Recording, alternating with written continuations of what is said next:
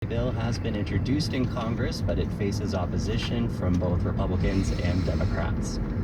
The chair of the Southern Ute Indian Tribal Council testified to Congress today on the importance of ensuring tribes have equal footing with government interests when it comes to management decisions on federal land.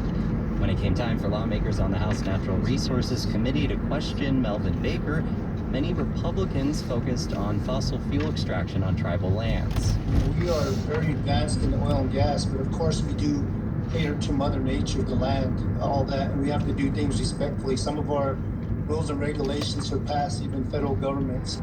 Congress is grappling with how to combat higher oil prices.